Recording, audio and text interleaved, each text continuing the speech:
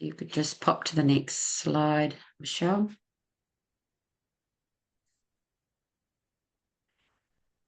Okay. Mi ngō tātou.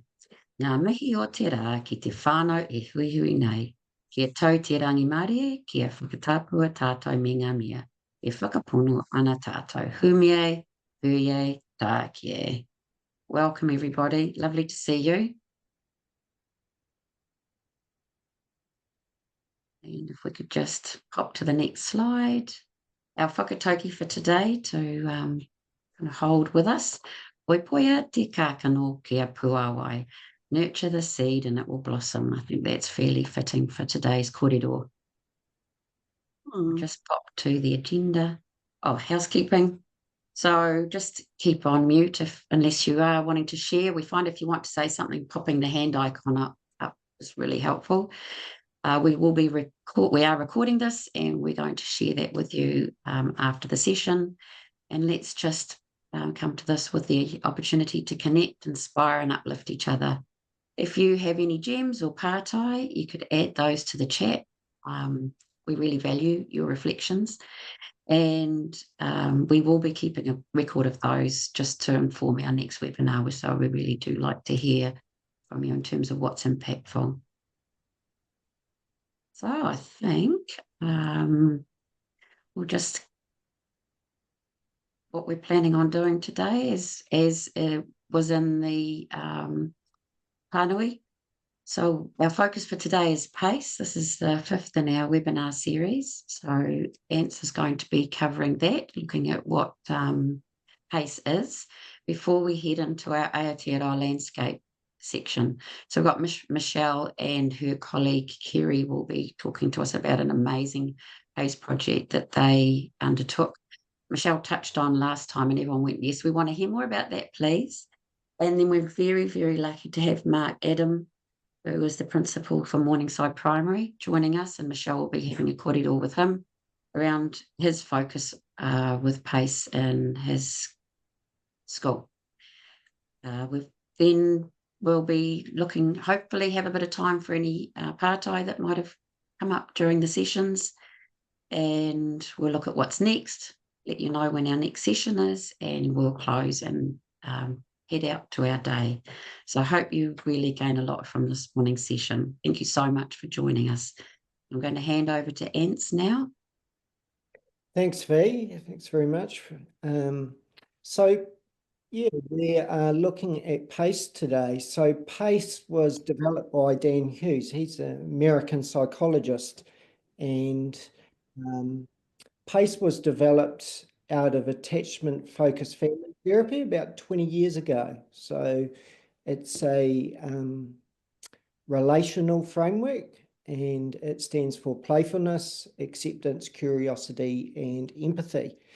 So just thinking back to Bruce Perry's neurosequential model of education, we start with regulate, relate, and reason. So Michelle has talked about this in previous webinars, and as I say, it really focuses in on that relate part of the model. It's a trauma-informed approach. It promotes safety and connection. And as it says there, it's a way of thinking, feeling, and communicating. And what's really important with the PACE model, being a relationship framework, is how you show up as educators. And what I mean by that is how you show up in terms of what language you use. And PACE, there's some good examples, and we'll go through a case study. And it's also your non-verbal language in terms of your body language, how you show up, how your body language is aligned with akunga, etc. Okay, so that's really important. Also, PACE can be applied across Te Tuapapa, which is really awesome, and we'll hear more about that from our guest speakers today. Yeah, but we'll just have a look at PACE in terms of a case study. So here we've got Alex. He's refusing to engage in his tasks. He's crawling under tables, scribbling all over his worksheet and poking holes through it. He says that there's no point in doing it because he can't do it. He hates you, the work in the school. He says he doesn't care what you say or if he gets in trouble. So obviously he's very dysregulated. He's out of his window of tolerance, which is that space where, you know, we're tuned for social engagement and ready for learning. So PACE will be a good framework to use with Alex. So we'll be looking at Alex across these earlier slides today. All right, so as you can see there, there's some typical responses from educators. Yeah, I just want to pick up on one of those. The first one, Alex, come here, stop that now. That's no way to treat your work. You'll just have to start again, and that will waste your time. If you don't get it finished before break, you'll have to stay in and do it. If I was the kunga in this case and an educator said that to me, I would probably become a lot more dysregulated and I'd be in that flight-fight response. Yeah, so a range of responses there that some of them may be useful, but as I say, that first one, I believe that's just going to dysregulate the student even further. Right, thanks, Michelle. So the first part of PACE is playfulness, and really that's just focusing in on a light-hearted social interaction. It's promoting kindness. It might be using a bit of humour. The idea with it is that you want to elicit positive emotions, and on that slide there you can see 9 positive emotions, and they've done research into these emotions and identified these, such as joy, interest, hope, gratitude as some examples. Using playfulness, I guess, I mean, if you can get the student to laugh, that is really awesome, because what that's going to do is release some oxytocin from the brain, which is a happy hormone. And oxytocin, they've shown in research, helps with social bonding. So by going through, you know, a light-hearted approach, then you know, it's going to be useful for that social bonding. And it's just changing the state of a kunga from, I guess, the angry state, the feeling defensive, and just changing how they see things. Thanks, Michelle. So a playful response in terms of the case study. Oh my goodness, look at that worksheet, Alex. It looks like a little mouse has nibbled right through it. I hope he's not going to eat my secret sweetie stash too. Are you okay, Alex? You look really sad and upset. So you can see there that the person's acknowledging Alex's feelings. Why don't you come over to the comfy corner and we'll see what we can do. We're a pretty good team when we work together. One thing I would say is just, and I'm sure you're aware of this, is just developmentally keeping in mind the person you are using a playful response with. So someone who is young, you wouldn't tell them all these words all at once, because it would absolutely be overwhelmed. So you would chunk it into parts and wait for their response. So a great thing about this model is using those interpersonal skills, such as reflecting content back that the student says, or reflecting back their feelings.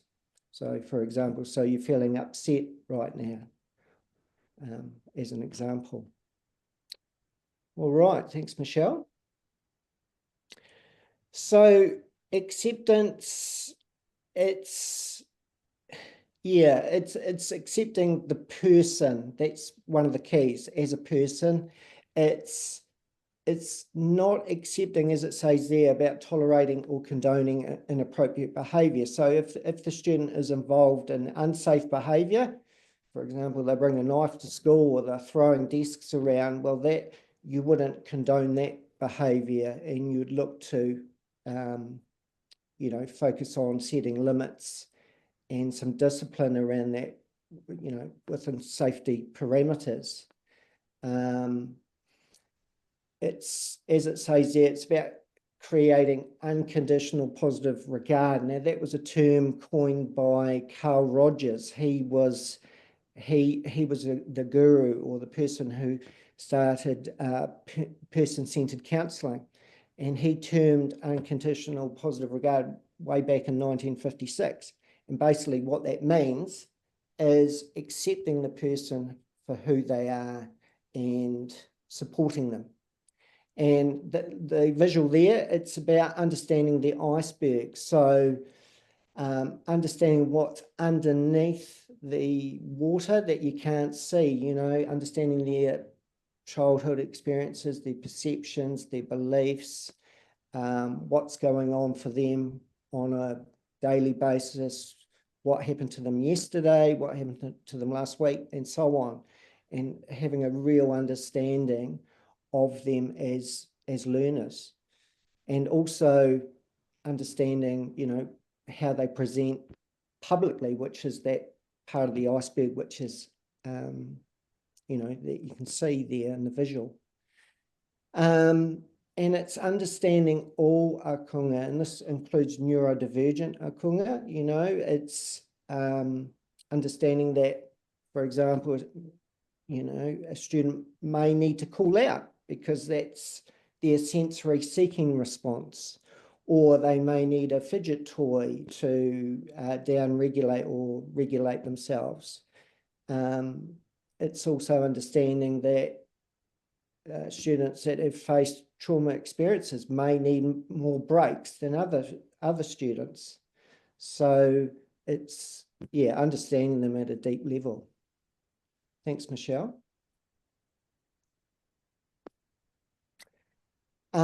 So in terms of our case study, it just says there, oh, Alex, you're right. Work can sometimes be really difficult, and it's so rubbish when we feel like we can't do something. It's horrible when you feel rubbish at something. Sometimes I feel rubbish at things too, and when I can't do something, I get angry with everything, and I just want to scream. So what the person is doing here is bringing across their own immediacy, how they've felt in situations similar. And then they say it's a really awful feeling. Okay, thanks, Michelle. So curiosity is a process of discovery, as it says there. It's not an interrogation. So it's not asking question after question and interrogating the person. It's, yeah, you just want to find out the why of behavior, what's going on for them, and why something happened. So it's also putting our own assumptions aside and our expectations. It's also putting aside our advice and keeping that at bay. Because quite often, as some of you might be aware of Michael Bungay Stanier's work, our advice is not always as good as what we think it is. So keeping that at bay. And it's just been curious. So it's using statements like, I notice, or I'm wondering, or I've been thinking, and just opening that up, being non-judgmental. Yeah, and just understanding their perspective. And as you can see there, we've got a visual of a young fella looking at the earth, I guess. Well, we probably should have a visual there of an adult, because it's all about you being curious and working things out together with the rangatahi or akunga. Yeah, so yeah, really important. Just going back to that previous slide, thanks, Michelle. Oh. Just the one I was on. Just go back. Oh, it keeps moving forward. Yeah, you're going forward. Yeah. I can't go back. Hang on. Sorry. Let's just fix that up. I'm While being you've got too that, I'll just have eager, a Ants. quick break.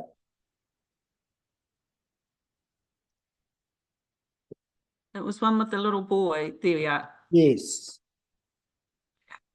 Sorry about that, people.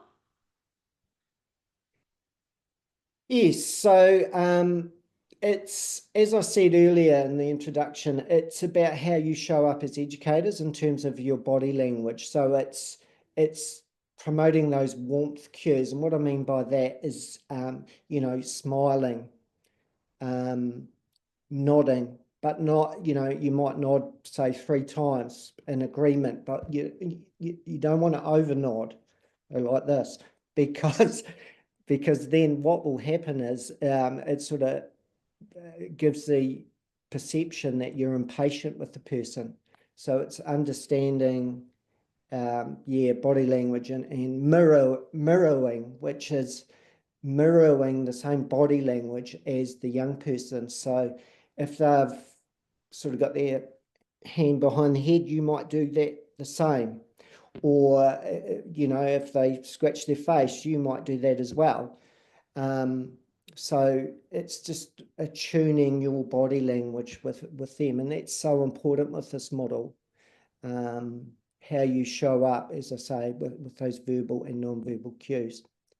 Thanks, Michelle. Oh, I think you might have. You're kidding. There we go. There we go. So a curious response could be, you usually really enjoy your maths work. I wonder what's different about today. So if I was saying this, I would stop there and allow the young person to respond. And then I would reflect some content based on what they've said or how they're feeling. And then I would layer it with the next statement. I wonder what might be making things so tricky today. And then I'll do the same. I'd reflect that content. I'd reflect the feeling or just what they've said. Because it's all about them. It's not about you. You want to find out more information. And then you'd say something like, I know that your grandpa hasn't been well. Are you feeling upset or worried about other things as well as the maths? And it's okay if they say, well, no, I'm not upset or angry or worried. I'm feeling nervous, maybe. But it's allowing them to respond. All right. Thanks, Michelle. So the final part of the PACE relational framework is empathy. So yeah, it's unlike sympathy. Sympathy is like saying, oh, I'm sorry this is happening to you. I'm sorry to hear that. And then what tends to happen with a sympathy type response is that things can be minimized. So I might say to Fee, look, I'm sorry to hear that. What's going on for you? And then I might say, look, what's the weather doing up your way? So I'm minimizing and I'm changing the subject. Whereas with empathy, it's really drilling down into the feeling of how others are feeling, and you're putting yourself in their shoes, and as it says there, connecting with the emotional perspective. Some of you will be aware of Brené Brown's work. I really like what she says around sympathy and empathy. There's a good little video which maybe we can put into our PowerPoint presentation, which you can see when we share it out. But basically, what she says is sympathy drives disconnection, whereas empathy fuels connection. And she then in the video talks about the 4 qualities of empathy, which I really like. The first one is perspective taking. The second one is keeping judgment at bay, so keeping judgment out of the room. And the third one is recognizing the emotions in others or the other person. And then the fourth one is communicating that emotion to them. And by doing that, by focusing on that process, you're really going to get some really good dialogue going. which is totally different from the, I guess, sympathy type response, which, as I say, can be, can come across as minimizing. Yeah, so that is, in a nutshell, the framework for PACE. And we'll just look at the empathic response. So, oh, Alex, look how really upset you are. You look really sad. So you can see there the person is communicating that emotion. Is that right? And that's a really good question, because you want to see if you're on target with what you're saying. Then get them to respond. That must not feel very nice. I think we need to work together to have a think about how to make things better for you. I know things can feel really awful and tricky sometimes, but if we work together, and that's the key, working together with this model, we can find another way for you to let me know when you feel rubbish. What do you think? Now, as I said earlier, that's a lot of words there. So developmentally, making sure you're on target with your person you're talking to. And if they're younger, you would use less words. If they're older, it's knowing the learner at the end of the day, yeah, chunking that information, giving them space to respond. I think that's the key, by using those awesome interpersonal skills. As I say, reflecting, content, feeling, I think, are the two important skills. Right, Michelle. Before you come in, Michelle, I just like to say that within the slides within PACE, we have hidden some slides. So when you get the slides, you'll see some extra slides around PACE, and it's around what does, for example, what does acceptance look like? What does empathy look like? And so on. We've provided you with some examples. All right, so I hope that's been useful. All right, over to you, Michelle. Okay, thank you, Anthony. Now, I have got a colleague hopefully joining me, but I know she's in a meeting. But I will press on. So some of you will remember when I talked about, I think it was in the session of Te Whakawhanangatanga, and I just put it in as a little project that Terry and I had did in our liaison school, and people sort of wanted to know more. So we're going to share a bit more, but not a huge amount, because we really want to get to the main event, which is with Mark. So, but it's it was a simple, pretty low key intervention, I guess. So I'll just sort of go through it quickly. So what happened is that we were referred a student, and they had considerable anxiety. And, there's all sorts of things, as we know, these things are complex. And so, but one of the things that became clear was his teacher struggled to form positive relationships, not just with the boy in the class, but with a lot of her class in general. And she was a hard worker, and she was really trying to do the best that she could. And we were thinking about how do we support her without targeting her and making her feel, sort of challenging her competence, and because she's quite a young teacher. So we came up with the concept of a PACE project. And what we did was all of the year 5 and 6 teachers, plus the LSC at the time, and then the 2 of us were part of it. So there was 4 or 5, so it was about 7 of us. And we chose a day after school, and we would meet. And because it was after school, we were determined that it had to be enjoyable, it had to be relaxed, they had to want to come, because that feeling when you're at an after school meeting and it's like, oh God. So we really wanted people to actually want to come. And so we did food, and we kept it light, and supportive.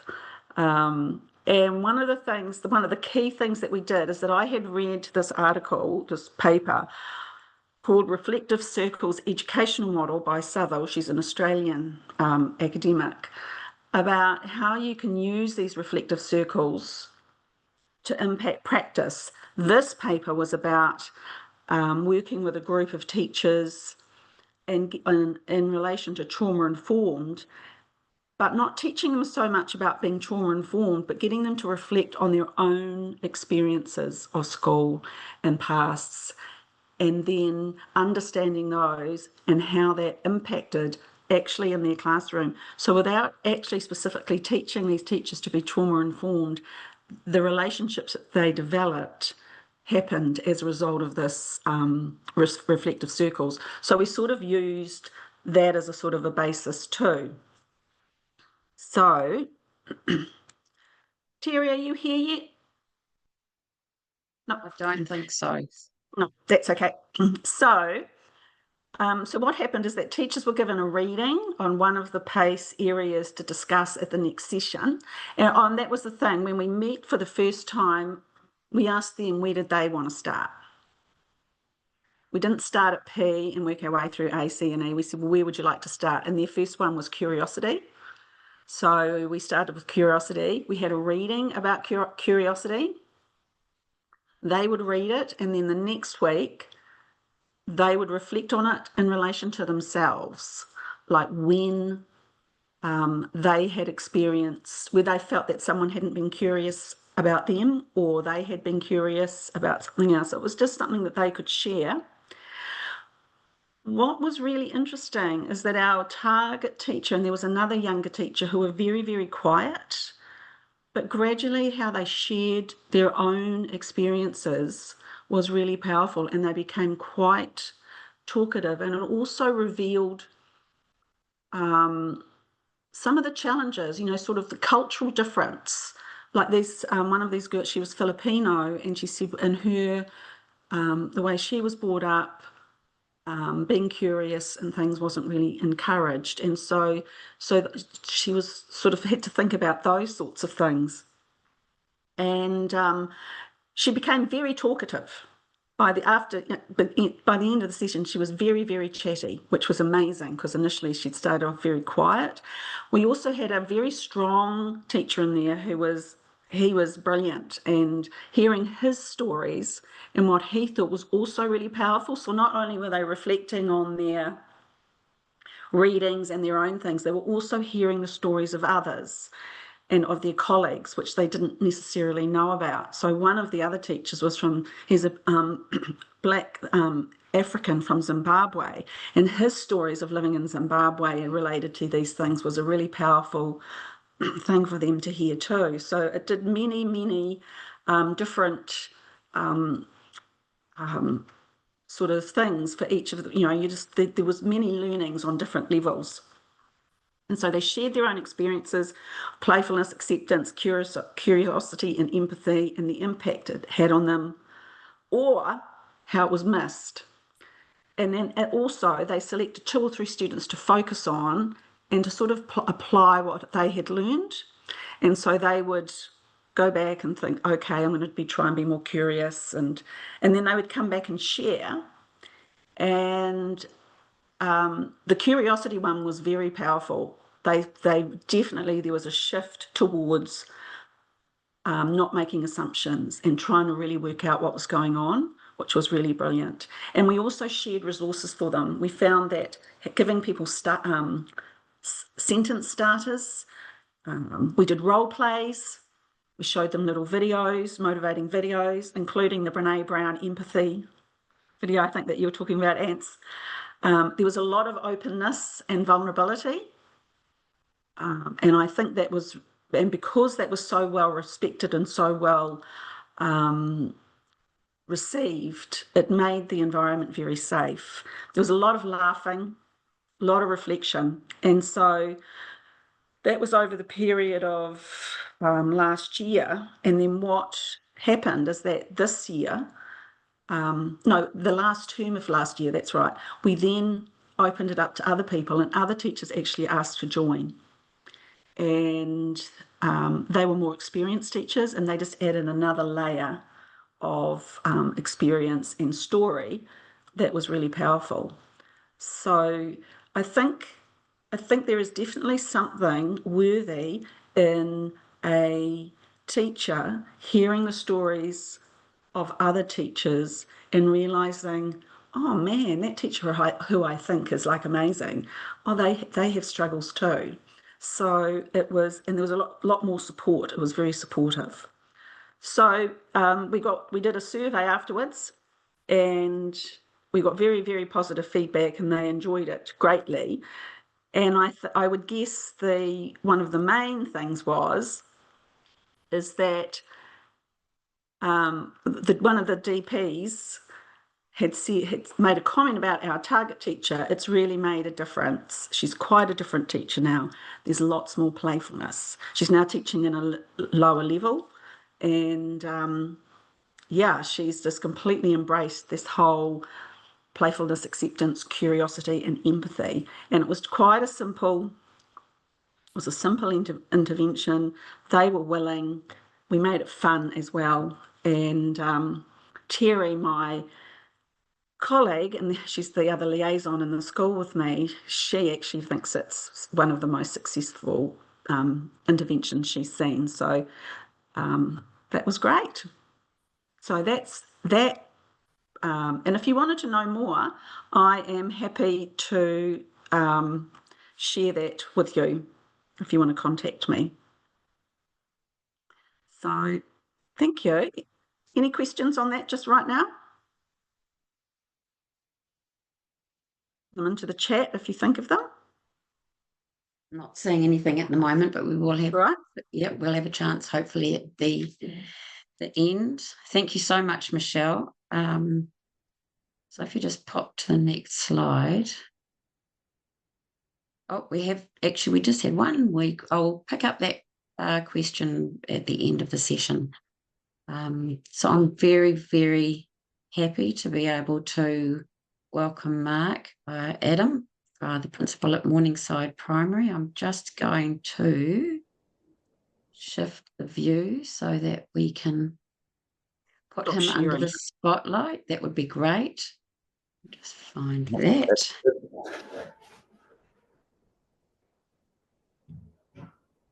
Add spotlight. So welcome, Mark. Thank you very, very much for your time today. I'm very privileged to have you as my lead school principal for this term. Hey, sorry, Mark's not in the spotlight. I think he is for me. I am for me as well. But... Oh. And me. And you. Not. There now I am. Yeah. And you. Hi. There's something happened on my screen. Oh, okay. I decided to spotlight me too. Bear with. We're just adding in new layers of technology. So yes, very, very happy to welcome you, Mark. Thank you so much for your time. I totally get that. And principal of a very busy primary school. It's you've got a lot going on in your day, so we do really appreciate you taking the time to meet with us today. And I think what I do want to say before you guys start is just, I think you're absolute testament to the power of leadership that really embraces pace, and the way that you show up with everybody, really, and the way that you support your staff and your ākonga. Really, you do lead that and model that in all of your interactions, and it shows in the staff. And I've really always valued any opportunities to have a catch up with you. So thank you so much, and thank you, Michelle. I will unspotlight me, and I'll hand it over to Michelle. Okay. Right. Well, thanks, Mark. Nice to see you again. Yeah. For those of you that probably don't know, that we met Mark at the Brisbane Trauma Conference last year with my other colleague Tracy, who was It was in the PLN, and she's just recently left. So Mark we got talking about PACE, I think, and then Mark sort of shared how he was doing it across the whole school, and was like, I think it would be good to know more. And in our series of webinars that we've been doing, and we thought, well, what's next? We thought this would be a good one to go on to, like understanding PACE, because I think people, it's easy to say, oh, relationships, they're easy, but I actually think that for some people that it's actually quite hard to understand exactly what relationships can be like. So I've got some questions that we're going to ask Mark, and we're going to learn about how PACE has worked in his school. So welcome, Mark. Thanks for being available. And so I guess, what was it that led you to PACE, the PACE framework as a whole school approach? Well, I guess it started off with an IWS case, and then it kind of grew from there. We saw the benefits really quickly, how powerful it was with this individual. And I found myself, when I was like having restorative chats or conversations with children and actually their parents after school as well, that having the PACE approach was incredibly powerful. It broke down those barriers. We've always had the mindset here that a positive relationship's our currency. And so we've very much got that relational approach and value the importance of that connection before correction. And the PACE model kind of fell straight into that. And it was a no-brainer really to roll it out. It was successful for me. And then as staff saw me and the approach I was taking, and it was quite a different approach. I was quite new in the role as DP at the time. Yeah. That pastoral care side. And it was quite different to what they had experienced in the past. Our school up here, being in the old system, a lower decile school, we've definitely got our troubles here. We've got a number of kids that are trauma impacted, a high number of neurodiverse children. But we found that the approach actually works across everyone, and it's worked well with teachers as well. The approach I take with teachers is also very much a trauma-informed approach, because it's not just the children impacted. Yeah. So when you said you noticed the changes immediately, what sort of changes were those, would you say they were? I think in terms of the time that kids took to regulate, I think I could sit with them. They were having a bit of a wobbly, and I'd get over there and just be playful and curious, starting with those two, and it just break down those barriers. And at times I think it almost threw the children and confused them a bit, because again, the approach, I wasn't shouting, I wasn't raising my voice, I wasn't getting angry at them. And I think it helped me quickly build those relationships, those trusting bonds with the kids. And then we could work through once the timing was right. And it may not have been in that hour, it might have been a few hours later. But when the timing was right, we could get through it. And then we found they were having less blow-ups, and they were able to get back in the class and get back into their learning sooner. I think it was quite punitive initially, everything, the approach that was here, and we found it wasn't actually working. And so, I guess that's the big trigger as to why it was no-brainer as well, that we saw the impact. And it was, once we got past your own embarrassment, I guess, because at times it can be quite embarrassing that being playful with a child that's done something pretty serious. But then it helped us dig down, and often we found that, behavior is communication. So there's something going on there. Yeah, great. And what were your first steps? So you sort of decided, did you decide that as a leadership team, or was it in a staff meeting, or how did that we've got to extend this more widely? Hearing your journey that you were sharing is very similar to that, how we kind of rolled out, but how it was decided is it kind of worked, and it hadn't been working. The data showed that our approach wasn't working. When we looked at our SMS system, the approach we were taking, and we found that we had more and more children impacted by trauma, and that teachers weren't skilled. We've really found it difficult upskilling staff with approaches that work. We had quite high staff turnover as well. So it was almost a perfect timing with the new leadership team, and the supports that we had in place at the time. We had Veronica George, who's an ed psych up here in Whangarei, and she was the one that kind of spearheaded it with us. And it was just, perfect timing. So in terms of how we rolled it out, initially it was myself, 2 teachers and a teaching assistant that were working with this one child in particular. And then we had quite intensive workshops and built our knowledge and understanding up. And then we became the the champions, I guess you'd say, and were modeling it in the school and trialing it and working out how it worked and the best approach. And then as we became more confident, we started inviting others on board. And initially, again, similar to what you spoke about, it was a small group, and then we had staff putting their hand up wanting to be trained in it. And then so we extended it to those staff members that wanted to and had it quite low key. There was lots of role playing, which I'm not a big fan of, but in this situation, it was powerful. Yeah, it was a powerful approach to it. It was playful. It was pretty light because it can be quite heavy when you start looking at case studies and talking about these kids. But I think, it was, they could see the why, and the why was filling a void that we didn't have skill, and the number of children that needed a different approach was ever increasing. And it fell back on this fact that the teachers weren't regulated, so they weren't able to help regulate children, and so we had to do something. Yeah. Oh, it's so great though that was noticed and accepted and acted upon. I think for us listening, we're probably feeling quite inspired right now, right? In terms of seeing a school, what's not working, and okay, we've got to fix it. Yeah, working out. I think it's important. That's I was only new in the role. I've only been a DP for a year at that stage. I mean, and full disclosure for everyone, I've only been principal about 2 minutes, only this term. So I'm definitely not an experienced principal, but I've had experience across 3 different countries, teaching in different countries with different curriculums. And I think that's all kind of helped and made me realize that how important relationships are, and that you have to have an approach that focuses on that child, and that we can't make a change if the children have no connection to you. And it goes bigger than just the kids too, it's the parents as well. We really get to know the families, like many schools, but get to know the families, get to know what's going on, and that helps us with our understanding as well.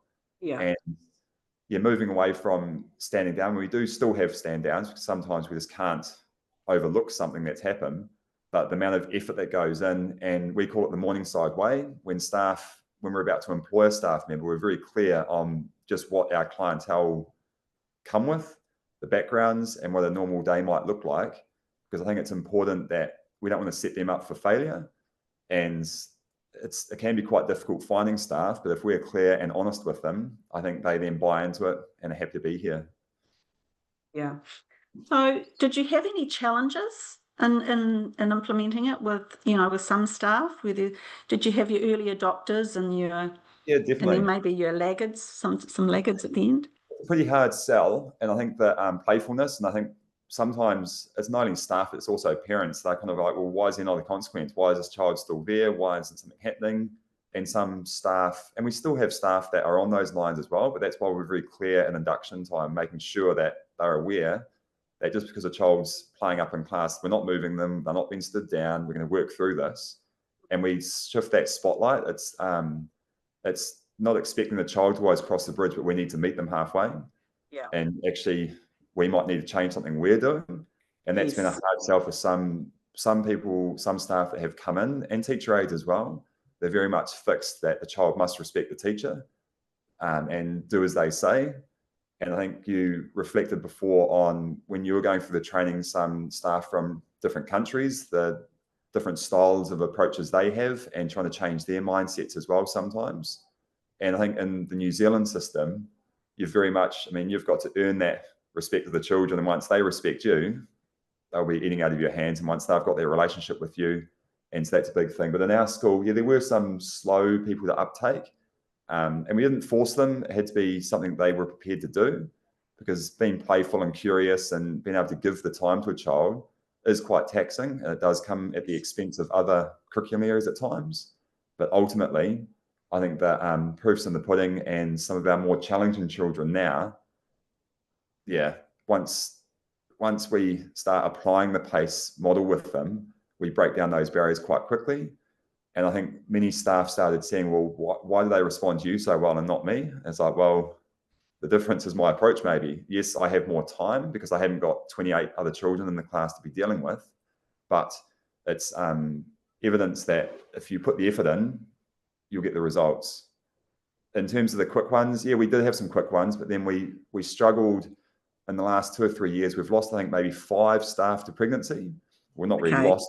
I've gone on maternity leave, so that was quite a high staff turnover when we have that many staff members that have the approach, and all of a sudden we don't have them anymore, and so we then have to start upskilling new staff, and so that's been a challenge for us, staying on top of it and making sure that our processes are in place, that they understand that this is how we do it, and this is the kind of model that we're using. Do you find that the approach also translates to actually how staff interact with each other too? It's that that level of understanding. And I think, and again, back to what you were talking about, your journey, sharing the stories. And I think that was quite eye-opening as well, when staff actually started opening up and sharing how they were spoken to, or how their behaviour was dealt with when they are younger, helps us to understand where they're coming from. Yeah. I think it's a really important step, that reflection time. And again, it's very similar to your journey. It was lots of chat, lots of laughter, because I think that's the way that we deal with a lot, particularly in our leadership office. It's humour. You have to have a sense of humour with it, and you have to be able to laugh at yourself. But yeah, I know it's worth. Yeah. So in terms of, now I understand you're also very thoughtful about the language used with recording of events in your student management system, like the languaging. Can you talk a bit about that? Yeah, so we've moved away from that deficit-based language, and it was thanks to Fiona, I kind of approached her and had her give some advice and guidance on it. Yeah. It's one of those things that's, we're a PB4L school, and we do focus on the positive, but it's very easy to use the defiant language. And what else was it? Non-compliant, defiant, and we're like, well, hang on a minute, that's communicating something. Let's remove that language. And we went through and basically changed a lot. We took out a lot of the language that was being used. We're on the system Hero, which is a very visual system, and it's really powerful. When I started digging into the data and I click on the word defiant and dig into it, and it would bring up all the faces of the children that have been deemed to be defiant. And 95% of them are our neurodiverse or trauma impacted kids. I'm like, okay, so they're not actually being defiant, are they? They're stuck, they're overwhelmed, there's something going on there. And we need to kind of dig into that and go, well, what are we doing about that in our classroom? What time of day was it? What was the subject? And when we started doing that, the light bulb went on, I think, for a few teachers as well, going, oh yeah, actually, that maybe they're not being defiant. What are we doing about changing that? And so we've slowly seen a shift. So we've removed that language and replaced it with overwhelmed, with stuck. And it helps our teachers go, okay, if they are stuck, how do we unstick them? And what do we go about? And so that has been a bit of a shift. And I think that was one of the things that was a bit painful initially, to try and change the mindsets of staff and get them on board, because this is how we've always done it. It's always been that way. It's defiance. It's they're just not listening to me. It's like, well, maybe I don't want to listen to you either. I mean, when you've got that tone or that body language that you're presenting in, it's like, do you blame the child? We see it in staff meetings. It's like, it's only natural. You're not very engaging. Yeah. Maybe you're being quite boring, and maybe we need to reflect and see what we need to change about our approach. And as soon as staff do start reflecting on their own approach to it, then we start seeing changes, and all of a sudden that behavior shifts. We see with some of our key players now, and it comes down to relationships. They might be absolutely fine with this teacher, but with that teacher, there's no chance. And it's like, well, what have you done about that? Have you reflected on your approach, the way you speak to them? You say no a lot. Can we change, instead of saying no, not available? In that way, there's a possibility. But if you say no, it's hard and fast. It's just language choices and body positions, and the key connection time at the start of the day, how important that is. So we insist on our staff being in class between 8:30 and 9 o'clock, and not to be on devices, but it's just about connecting those relationships, just to set up those days in a positive light. And that's quite a powerful way as well. But we then have to police that, and we have to model that as well. And if we do see them in the photocopy room or grabbing a coffee, it's like, hang on, like, this is not part of the deal. At Morningside, this is what we do, and making sure that staff are reminded of that regularly. Do you find that that there's a consistency across the school in terms of the model being played out? Yep, more so now. More and more so now. And I think some of our hardest teachers initially are starting to see the benefit in it, and we see that they are putting more time into it. we definitely have a core group that are phenomenal, and they invest a lot of time, and then the positive calls home, and they really build those trusting relationships. But there's more consistency now. We don't have many, or if any, relievers in the school, so we don't need to worry about those teachers too much because we just don't have them. We focus on, most classrooms have a teaching assistant. We invest heavily in that area, and so those are the consistent ones in the class as well. If the teachers are away, we know the children that need that consistent relationship going with them if we have to do a class split or along those lines. But no, there is consistency now. It's something that's forever working, though. I think we've got a long way to go. I think I said that to Fiona when she suggested I come on here. I was like, well, I feel like I'm a bit undercooked in terms of my experience, but it's an area that we're seeing benefits in, and I'd recommend it. Yeah, it sounds it. And what I like, when I hear you talking, is that often, in our job as RTLBs, often the focus is on the child and what we're going to try and get that child to do, when in actual fact, in a more trauma-informed approach, it's how we're going to adapt the systems and how the environment's going to be changed to support them to be who they are. And that sounds exactly like what you're doing. I think we've been lucky too. Our RTLB, she's been along for the ride the whole way through as well. So we got her involved nice and early, and she joined us in all the workshops. She took part in all the readings that we did, all the role plays and whatnot. And so she understands our approach and sees the value in it as well. So we're quite blessed in that regard, that then it's consistent amongst the classrooms, and she knows what we're expecting, what we're looking for, and it can be rolled out. And it's definitely an approach that it's been a hard sell with parents. I think in terms of our mindset and our shift, it's educating the community as much as our children in school, because they need to be aware of our approach, and that, yeah, we will be playful, and yeah, we won't yell and growl at your child, even though that you say that's the only way that works at home. It's like, we'll actually dig down and find out what is the problem and see if we can fix it from that level. Yeah, great. And so what sort of professional development did you offer? Or did you, how did that work? You talked about meetings and role playing and stuff, but was there sort of any other sort of? So we had Veronica George. She ran the professional development and provided us all the readings and the case studies and the videos and whatnot. And she was awesome. We're really lucky to have her up here, and it's a real passion of hers as well. And so I think having someone with that drive, we did the little workshops, and that was quite a regular thing. And then it was offered to those staff that wanted to get on board. And we probably had, of our 17 odd teachers, maybe 10 teachers jumped on board. So the majority of staff got on board, and it was a really nice way of rolling that out. We made time for those collaborative conversations to follow up and unpack the scenarios.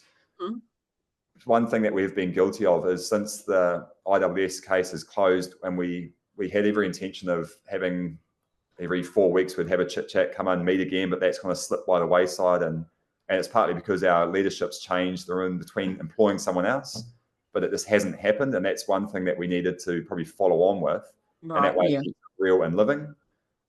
If you do it for that period of time, the year, 2 year period, and all of a sudden stop doing it, it's very easy for it to fall by the wayside. So it's something that I constantly model, and there's a few of us that still model it, and just to remind staff and keep it fresh. But there's an area that we could be doing better in. Right.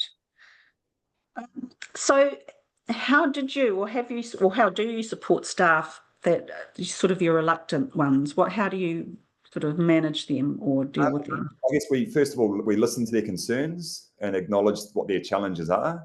Because again, it's just like a child, you've got to make sure you understand where they're coming from and accept that, yes, it's not for everyone. And I guess just offering that practical support, offering, us to come and model.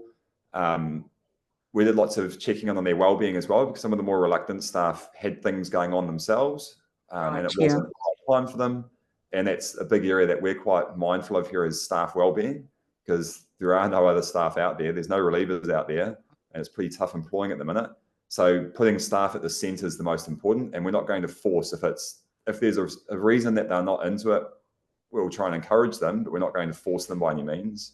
And we assured the staff that it is a journey. It's not a quick fix. So it's not something that will happen overnight. And even if you just have a go at being playful or curious or starting with one of those areas, the others will come. And I think naturally, yeah, naturally, once the children are on board and they see the benefit, it happens, and Yeah. more will start crossing over. Yeah. Has it impacted your sort of professional growth cycles or performance appraisal things? Is it? Hasn't really come into that in the light. We use it for reflection and conversations and things, and it's one of the areas that when there are struggles with children, that's the first thing I'll have a chat. And when I was in the Senko role, that would be, okay, so is this what approach are you using? Yeah. And if they're instantly saying no, it's like, well, that's where the encouragement comes into it. And so we haven't got it formalized in our appraisal. Yeah. It's living in our conversations. Our learning support coordinator, she also refers to it a lot as well in those discussions, because we know it works, and we know it's not just for trauma impacted kids. It works for everyone. It's that it's just incredibly powerful, and it's not a challenging. You don't need lots of resources for it. No. Having the sentence starters and a bit of an understanding helps. But I think once you get into it and once you've used it a few times, it becomes your go-to strategy. I know when I initially started doing it, I had staff watching out the window just laughing like this being a fool and messing around with the kids and making them laugh. As Anthony mentioned, how powerful humor is. Yeah. And once you crack that laugh, you know you got them, and you can go from there. What sort of examples were they laughing? What were you doing for them to be laughing at you? I guess whether it's just I don't know. I guess it's just the random jokes, or picking up on something, or just putting yourself, being a fool yourself, like making yourself the clown in that moment.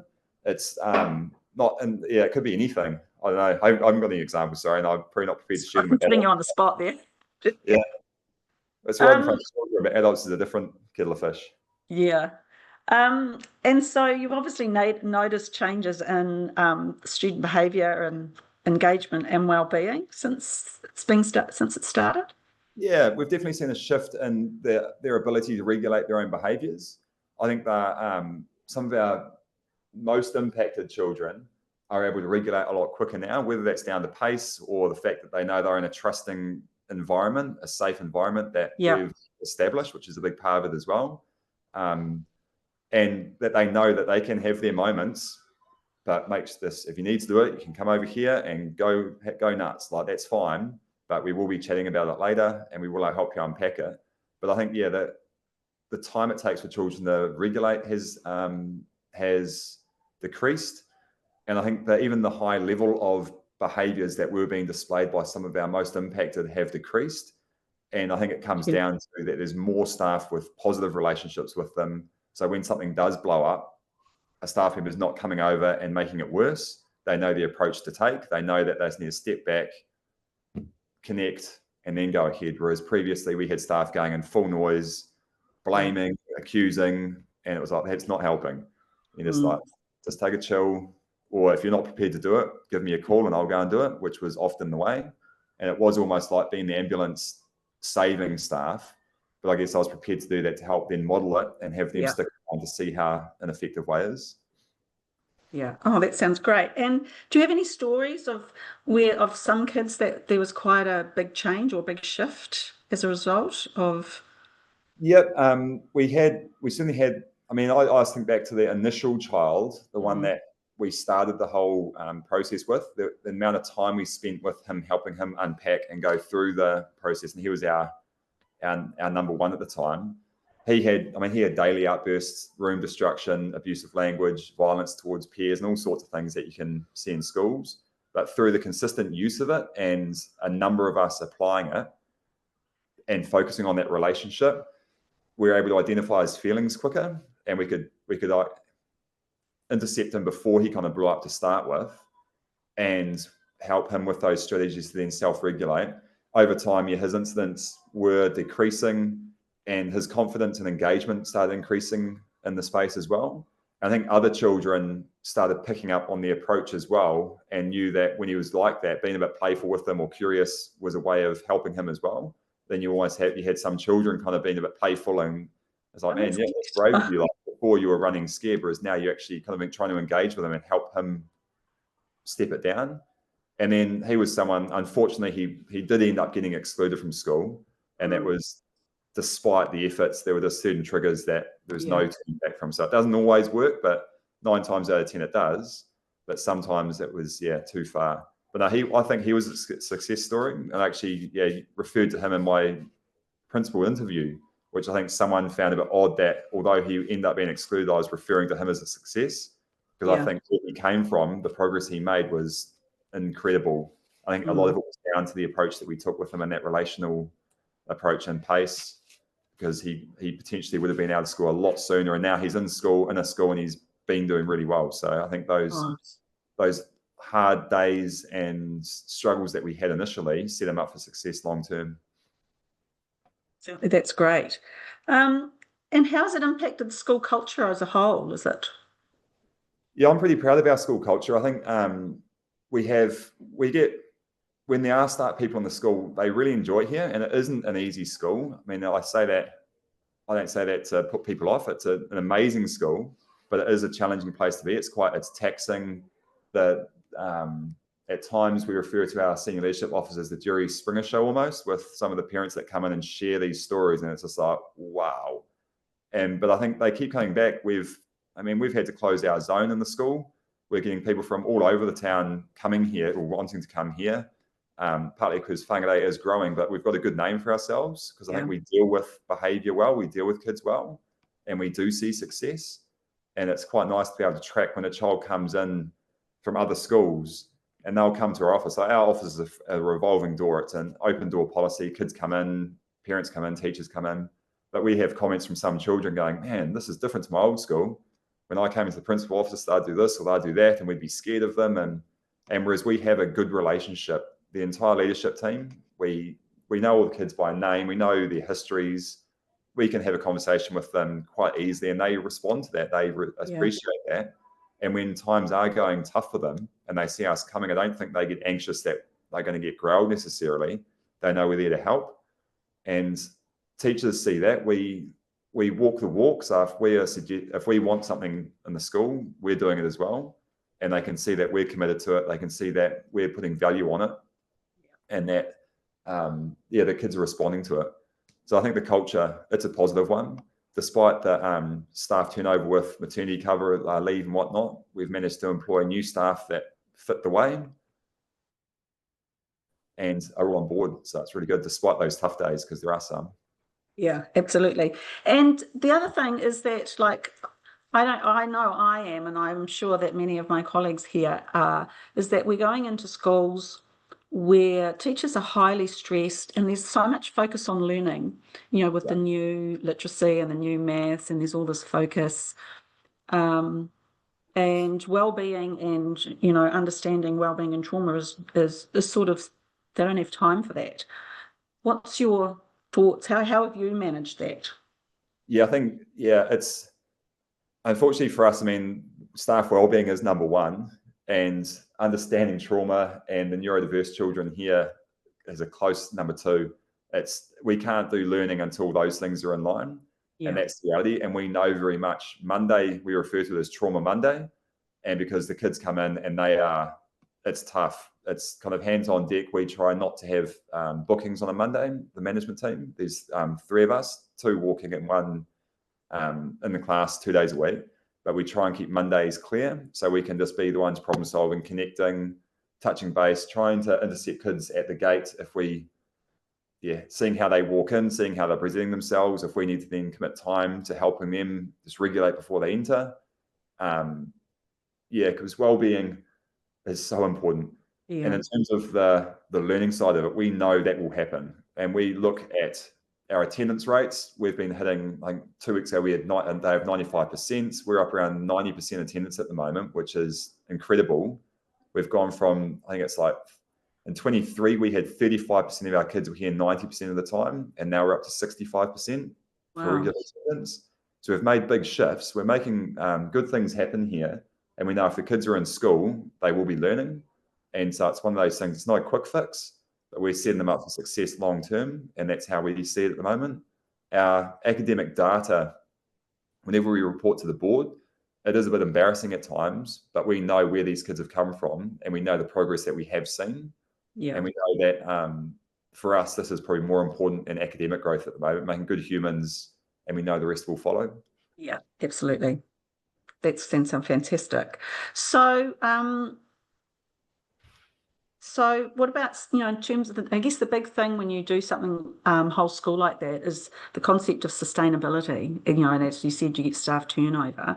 Yeah. So have you got any systems or structures that you have in place, or thoughts about how to keep it sustainable? Yeah, it is. We haven't, and that's one thing that we haven't invested enough time into, because a number of the staff that were involved initially, of those 10, were there's probably 6 of them still here at the moment. But in terms of the size of our school now, it certainly isn't enough. And it's one of those things, because of the new curriculum and because of the focuses, we've gone back to this term, we've got PB4L, a big focus on PB4L. So we're unpacking that whole structure again. And then, so that's been a focus. We're going back, instead of just having the curriculum. It's been a few years since we've actually looked at our systems when it comes to behaviour. So this will no doubt fall out of that as we've got PACE as a part of that structure. But in terms of sustainability, no, it's not. We haven't got a roadmap of how to do that. Right. Yeah. I guess things start to become apparent though over a period of time, don't they? Well, they do. Yeah. At the moment, because it's working and we're seeing that the approach is still actively used, we haven't thought of doing any refreshes yet. It was only last year, we were only looking at last year with Veronica George. So it's still relatively fresh. Right. Yeah, so it's still in the back of our minds, and it's still, and now because of the staff that are here that were introduced to it, we used it so heavily initially, it's now just part of our practice. Yeah. So it's one of those things that, for me, it's the only way I approach a child now, regardless of what happens. It's always that way. Even when they're in the office for a good reason, it's still being playful and curious. It's not just when they're escalated, it's when they're in a good state of mind as well. So it's sort of ubiquitous, what you're saying. But it's how you do things. It's even staff. Like, it's, I guess at times you kind of almost have to watch the sense of humour because it becomes a bit unprofessional, but it just breaks down those barriers and makes sure that, we're all humans. Having a laugh is useful in the day. And then just being curious, like finding a bit more out about what's going on for them and what's working and what's not. Showing that you care. Well, thanks very much, Mark. I just found it so heartening just hearing what you're saying. I think many of us will be thinking, great, many things to go away and think about. I'm just wondering if there are questions. I did see questions, so I'll just pop them up. Anything?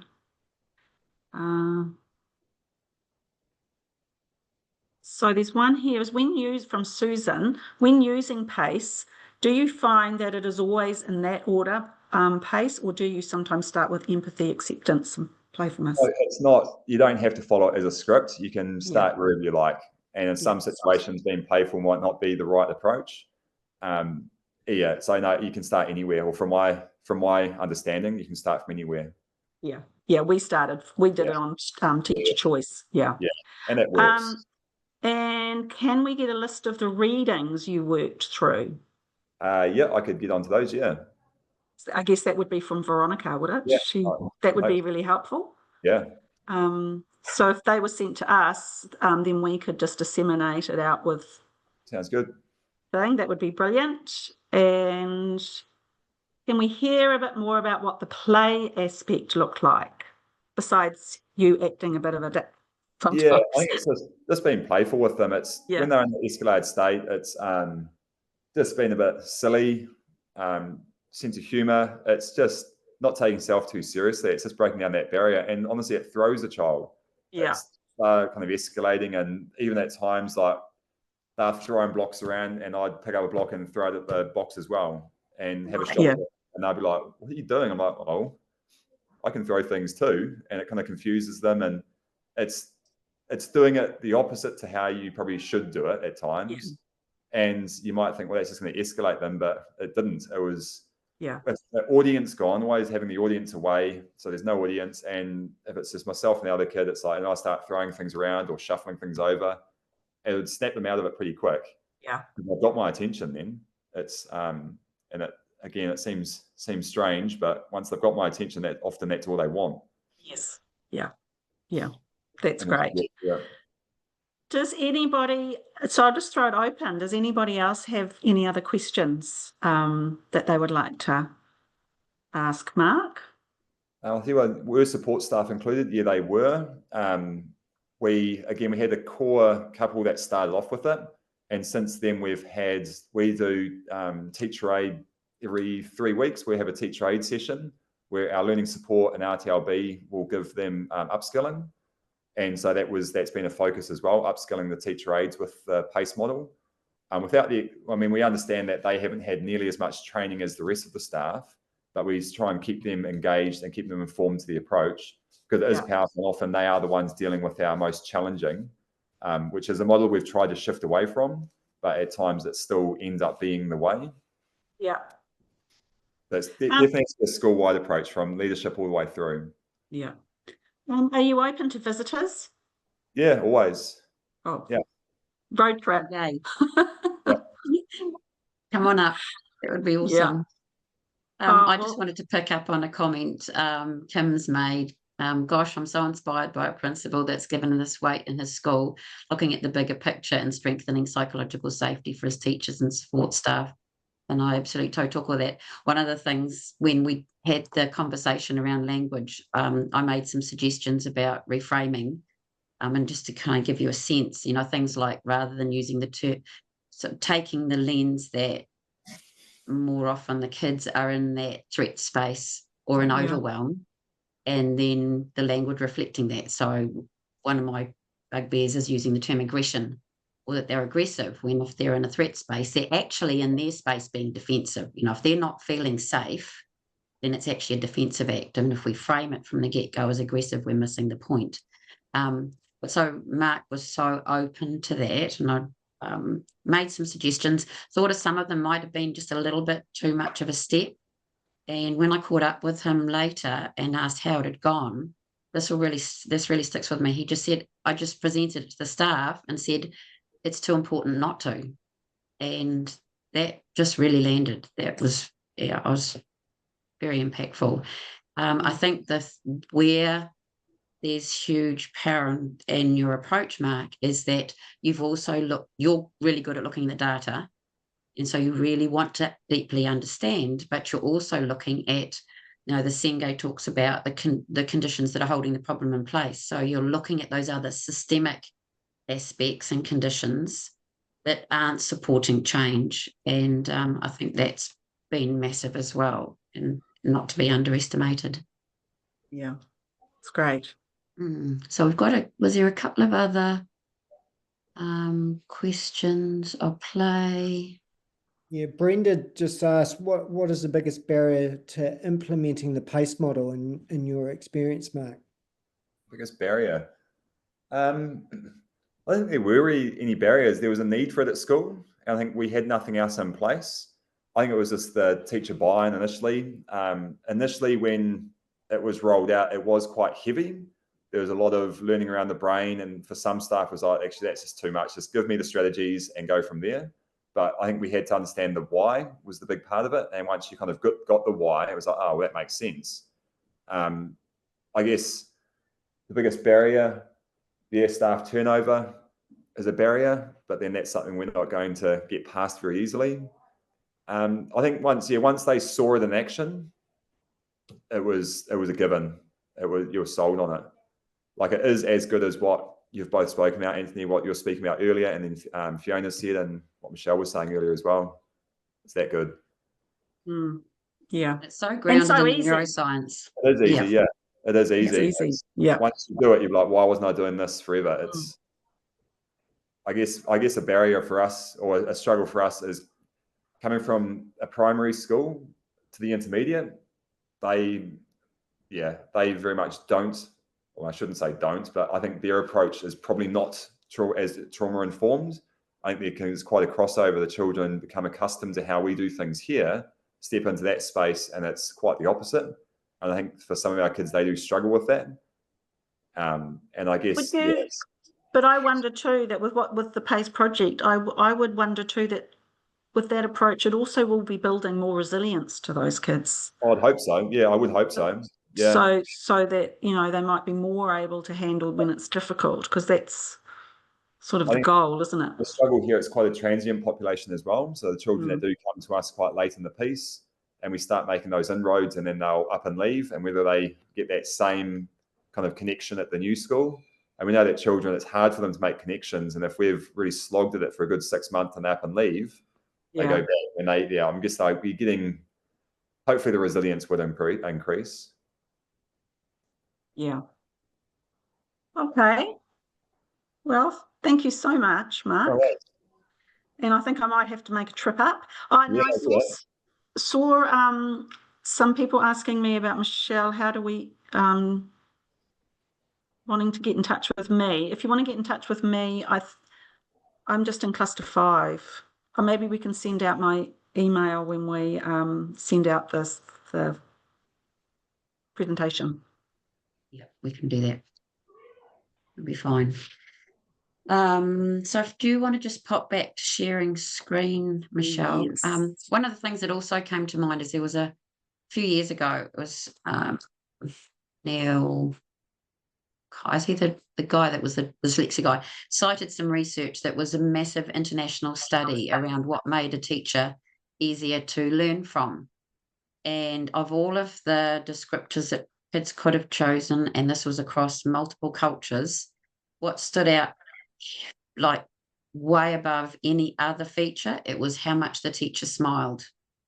And what interests me and the PACE is such a solid foundation in the neuroscience, and the playfulness aspect cannot be minimized in terms of what it's doing for your own body, in terms of relaxing you when you smile, and when you're feeling more lighthearted, you are more congruent in the way you're coming across with that child, and they are feeling safer, kind of on a cellular level. So incredibly powerful and not to be underestimated.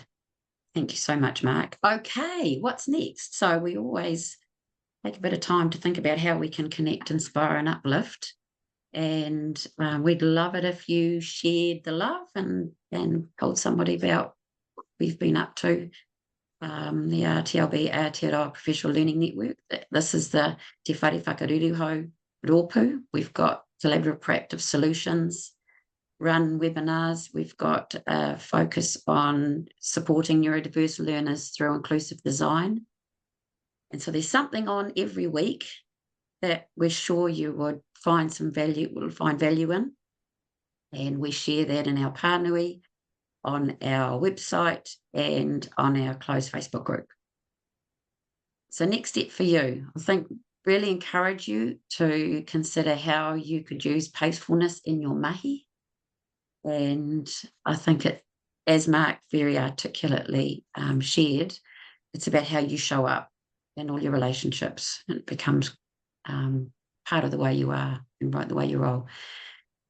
Uplifting, reframing a student's behaviour, encouraging others to be playful, accepting, curious, and empathetic. So again, sharing the love.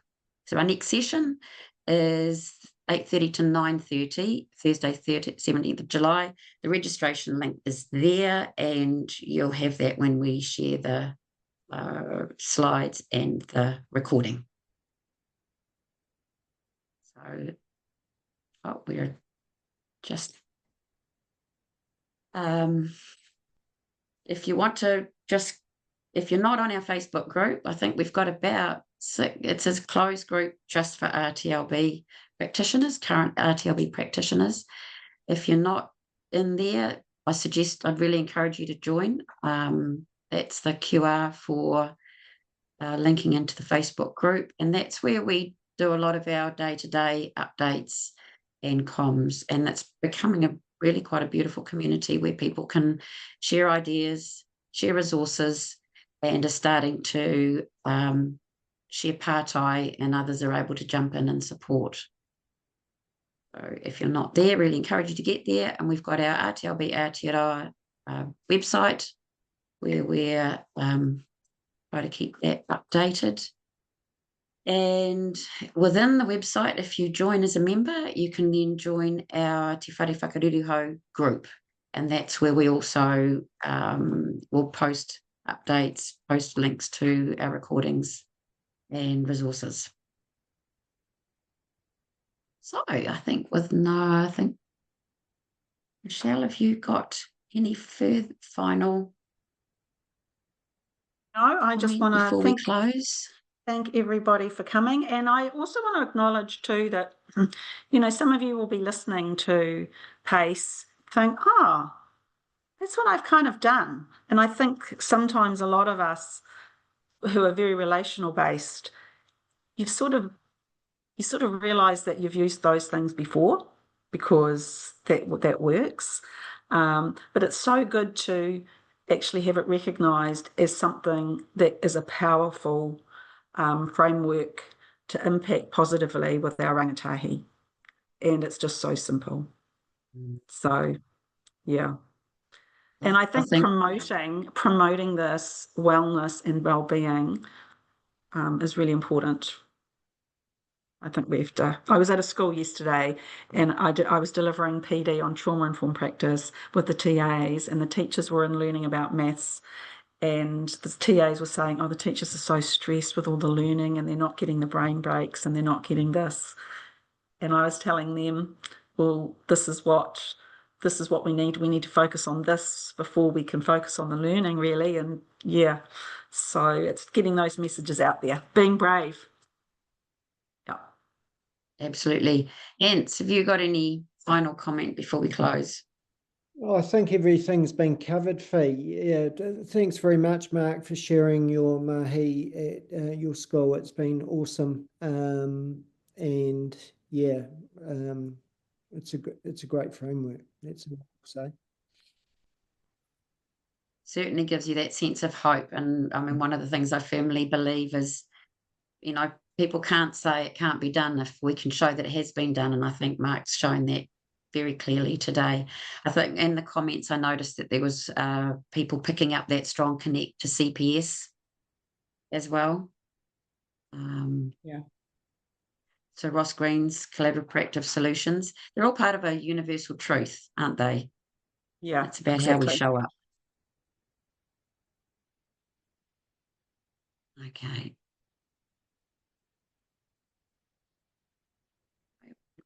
Just close.